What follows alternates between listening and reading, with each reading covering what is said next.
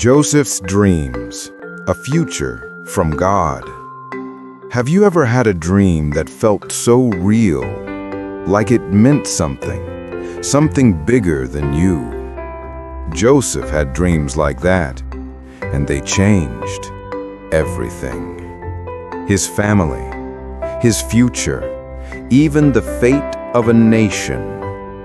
Joseph was one of 12 sons, but his father, Jacob, loved him most. Not a little more, a lot more. Everyone could see it. Jacob gave Joseph a gift, a coat, not just any coat. It shimmered in the light. Long sleeves, rich colors, every thread a statement. This one is special. His brothers stared, their hands clenched.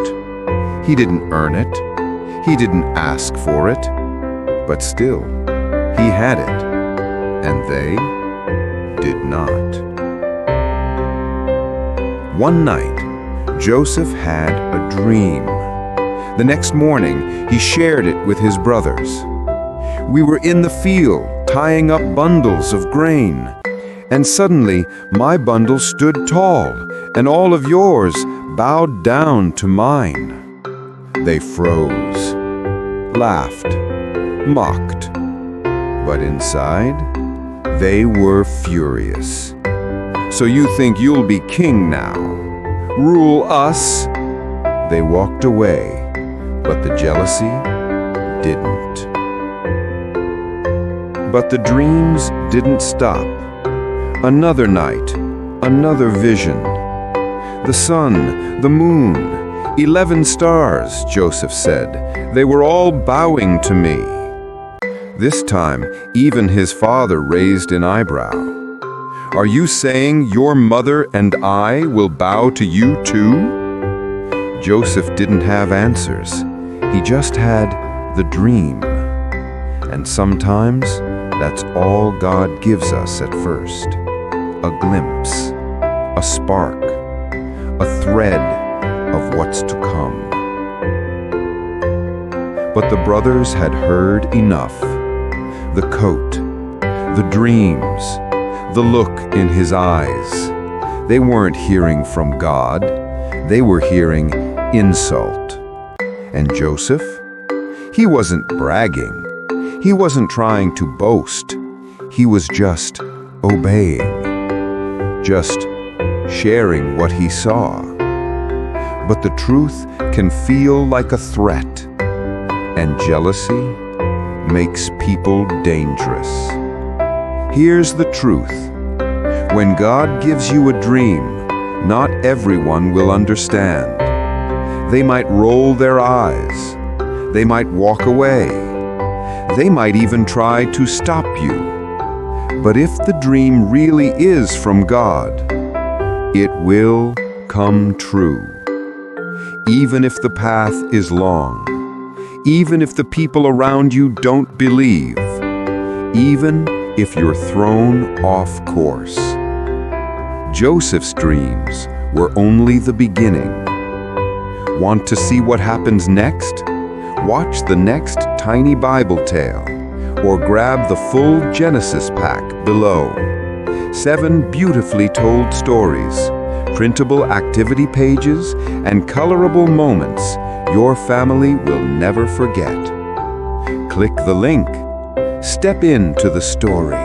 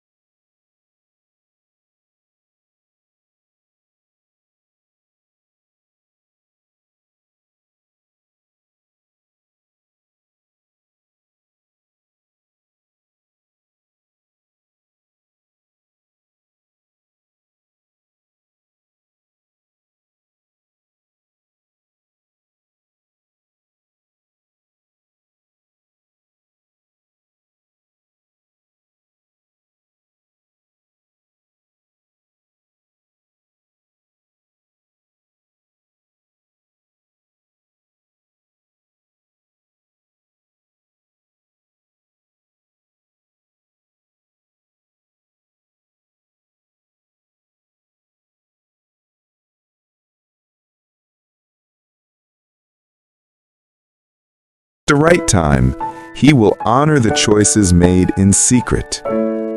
Joseph's story is far from over.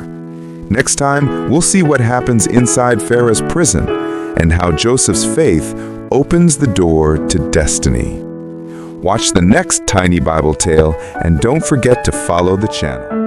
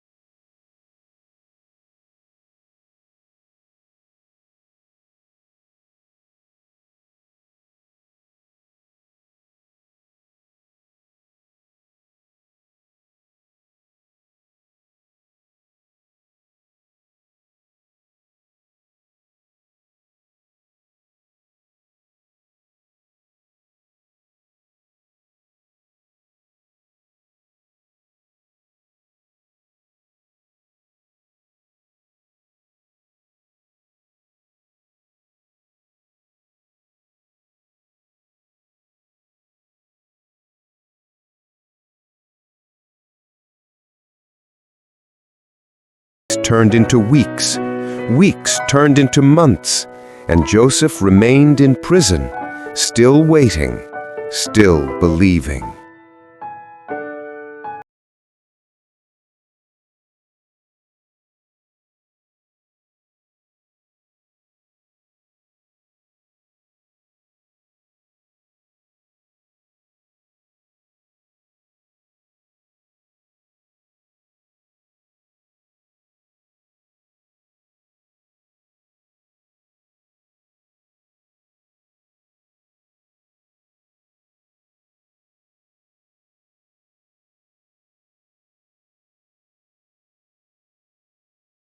Man in all of Egypt will have the answer. Watch the next Tiny Bible Tale and follow the channel.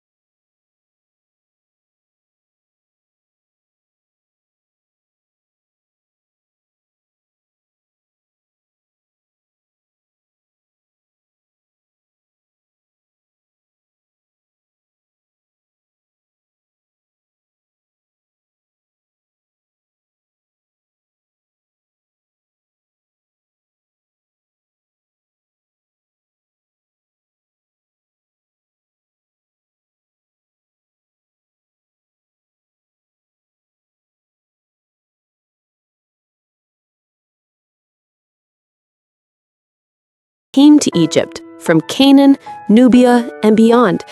The storehouses opened, and hope returned. As Joseph watched the crowds come and go, he remembered the dreams of his youth. God was with me in the pit, in the prison, and here in the palace. Every step was part of His plan.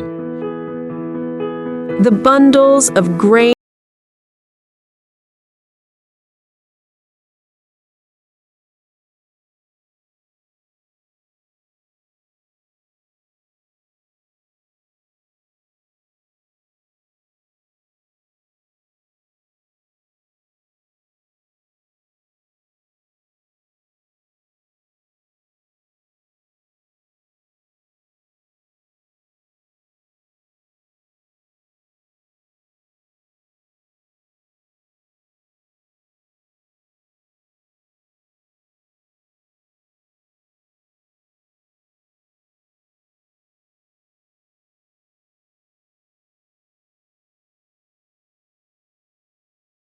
Joseph meets his brothers, the first encounter.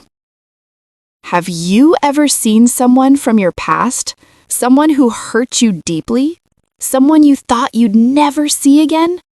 Joseph did, and it wasn't a stranger. It was his very own brothers. Years had passed since Joseph was thrown into the pit. Now he was second only to Pharaoh, dressed in fine linen, a royal seal on his hand.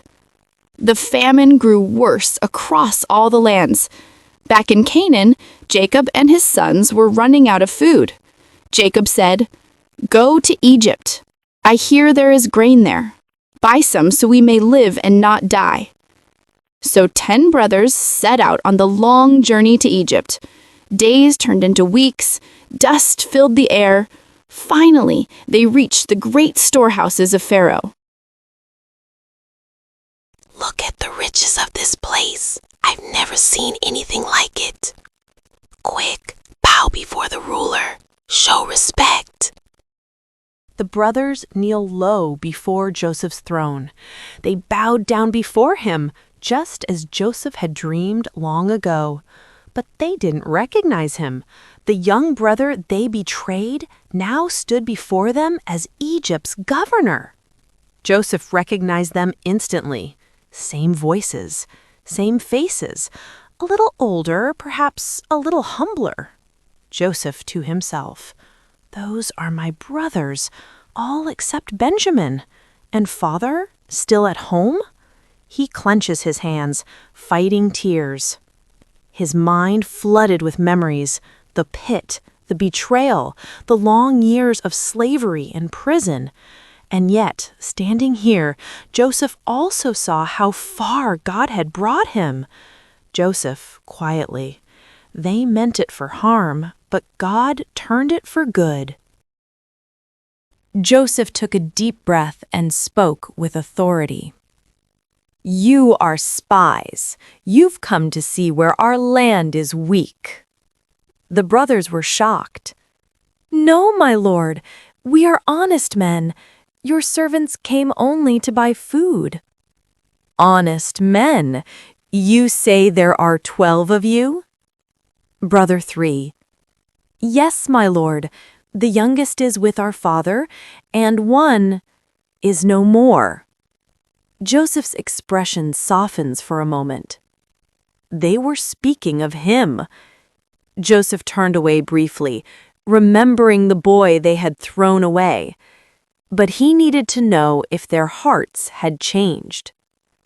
Joseph was firm. "Then prove it. One of you will stay here. The rest will go home and bring your youngest brother to me. Only then will I believe your story." The brothers looked at one another in fear. Whispers filled the hall. Brother 1. "This is punishment for what we did to Joseph. I told you not to harm the boy." Brother 2. "God has found out our guilt." They didn't know Joseph could understand every word. He was using an interpreter.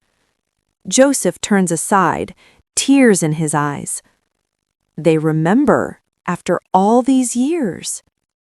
Then Joseph ordered Simeon to be taken and bound before their eyes. The others watched, trembling. Sound of chains, footsteps fading. Joseph commanded, "Fill their sacks with grain, return their money secretly, and send them home, but they must return with their youngest brother." The brothers left Egypt, their donkeys loaded with grain. But their hearts were heavy. As they stopped to rest, one of them opened a sack and gasped, "My silver! It's still here! He'll think we stole it!" They trembled with fear, not knowing that Joseph's kindness was behind it. Back home, Jacob wept when he heard their story. "You would take Benjamin too? Joseph is gone. Simeon is gone. Must I lose another son?" Joseph sat in the quiet of his palace that night. The hall was silent, but his heart was loud with emotion. He had seen his brothers again. They remembered what they did. But was it enough? Had they truly changed? Soft strings swell. Sometimes, before reconciliation comes, God allows a test, not for revenge, but for restoration. Joseph wasn't seeking to punish. He was waiting for proof that their hearts were new. Would his brothers return with Benjamin? Would Joseph reveal who he truly was? Find out in the next Tiny Bible tale. Joseph reveals himself.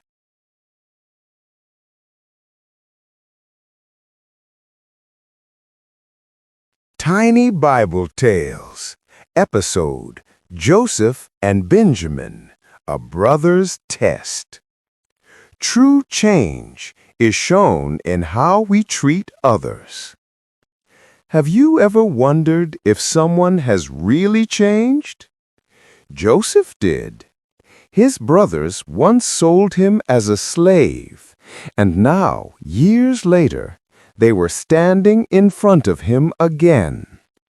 But Joseph had a test, a secret test, to see if their hearts had truly changed, and it involved his youngest brother, Benjamin. The famine in the land grew worse. No food, no crops, no hope. Back in Canaan, Joseph's father Jacob told his sons, "Go back to Egypt and buy more grain." But there was one problem. Joseph had warned them, "Do not return unless you bring your youngest brother."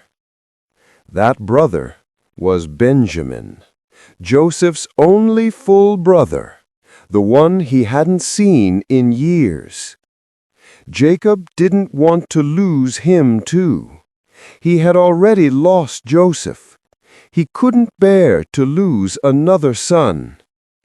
But hunger pressed in, and at last, with trembling hands, Jacob said, "Take him. Go. May God protect you all." When Joseph saw Benjamin, his heart leapt with joy. He tried to stay calm, but he couldn't. He ran out of the room and wept. "That's my little brother," he whispered through tears. He washed his face, pulled himself together, and returned. Then he gave them a surprise, a huge feast. He seated them in order of age, oldest to youngest, and the brothers looked at each other in shock. "How does this man know our ages?" they whispered. Then Joseph did something even stranger. He gave Benjamin 5 times more food than the others. Meat, bread, grapes, honey, more than Benjamin could eat. But this time, the brothers didn't complain. They didn't argue. They didn't grow jealous. They simply smiled and enjoyed the feast. But Joseph wasn't finished. The next morning, Joseph filled their bags with grain, enough to feed their families for weeks. But in Benjamin's sack, he hid something special, his own silver cup. As the brothers began their journey home, a steward rushed after them, shouting, "Stop! You've stolen my master's cup!" The brothers gasped, "No, we are honest men. We would never do that." "Then search the bags," the steward said. One by one, they opened them. Nothing, nothing, nothing, until they opened Benjamin's. There it was, the silver cup. The brothers froze. Their hearts sank. Benjamin didn't steal it, but the cup was in his bag. They tore their clothes in sorrow and went back to face Joseph. Only one must stay, the one with the cup. And then Judah stepped forward. He bowed low and said, "Please, my lord, let me stay instead. Take me. Let Benjamin go home to our father. If he is lost, it will kill him." Joseph watched closely. Judah, the same brother who once said, "Let's sell Joseph," was now willing to give up his life to save Benjamin. Joseph's eyes filled with tears again. They were not the same men. They had changed. Joseph's test had worked. His brothers had passed. They were no longer jealous. They were no longer selfish. They had become protectors. They had learned love. They had found compassion. True change doesn't come from saying sorry. It comes from what we do, how we protect others, how we sacrifice, how we love. What do you think Joseph did next? Did he finally tell them who he really was? Did the brothers recognize him? Find out in the next tiny Bible tale, when Joseph reveals everything in one of the most powerful family reunions in the Bible. Don't forget to subscribe so you never miss a story.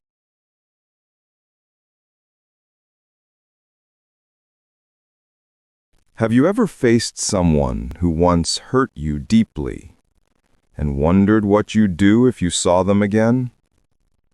That moment came for Joseph after years of slavery, false accusation, and forgotten promises.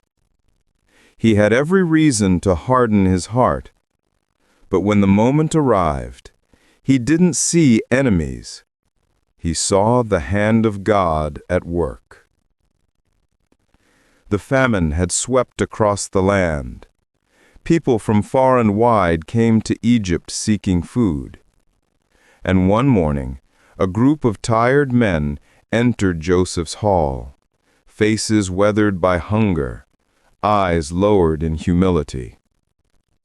Joseph looked up from his throne and froze. They were his brothers. For a moment, time stopped.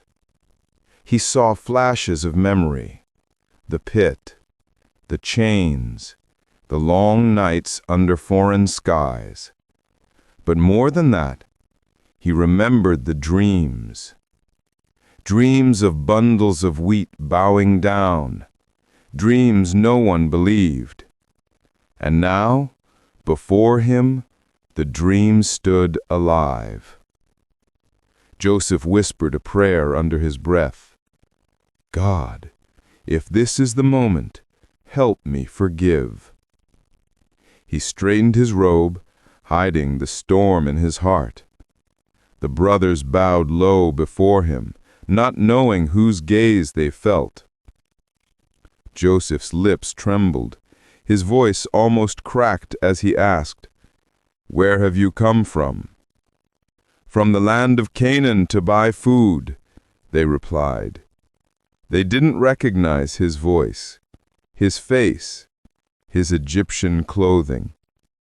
But Joseph recognized every one of them. Joseph turned away, fighting the weight of memories. He could have sent them away. He could have taken revenge. But he needed to know if their hearts had changed. "You are spies," Joseph said harshly. "You came to see where our land is weak." The brothers gasped. "No, my lord, we are honest men.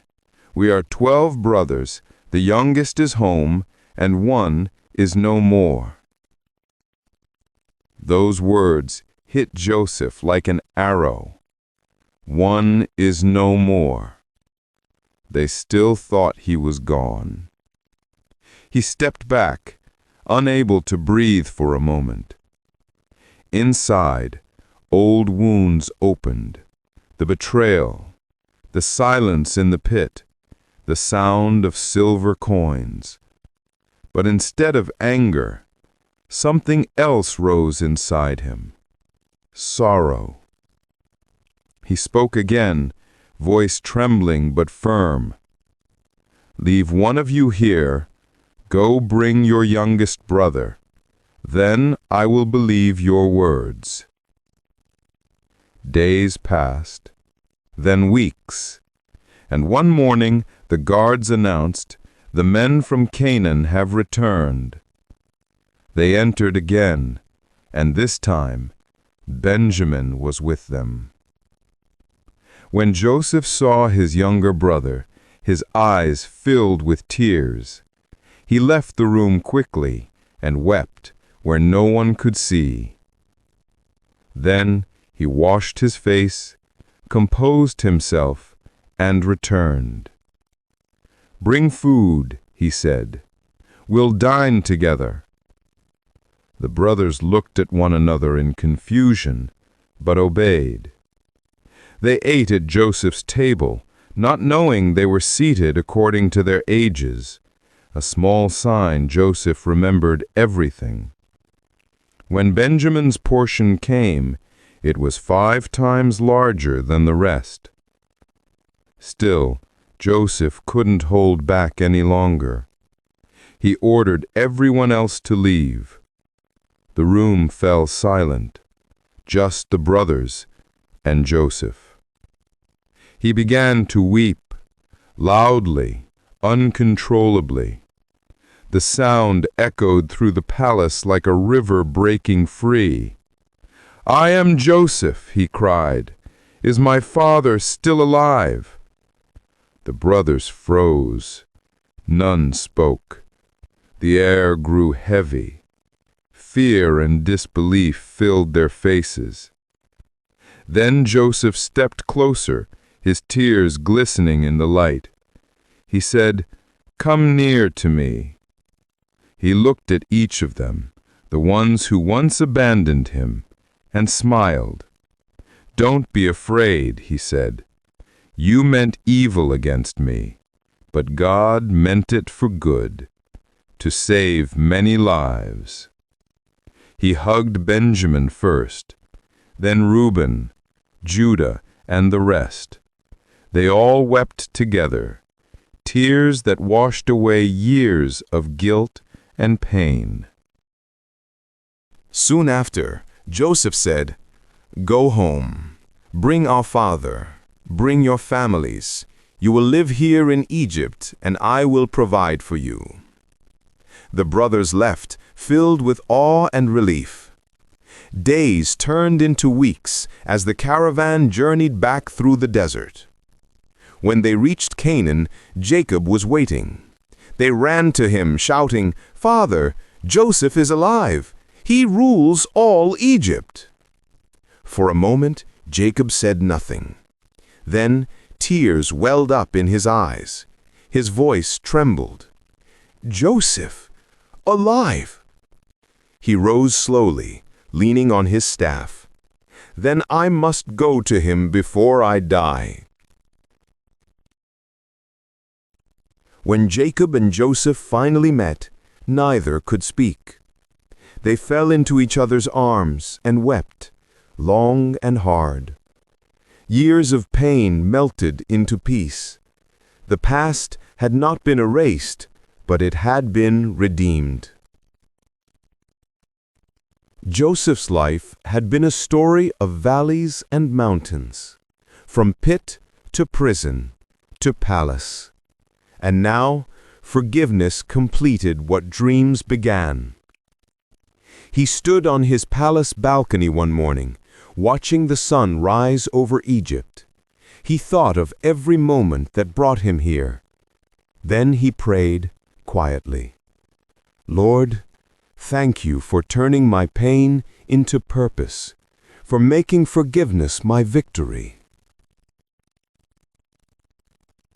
Forgiveness doesn't erase what happened. It transforms what it meant.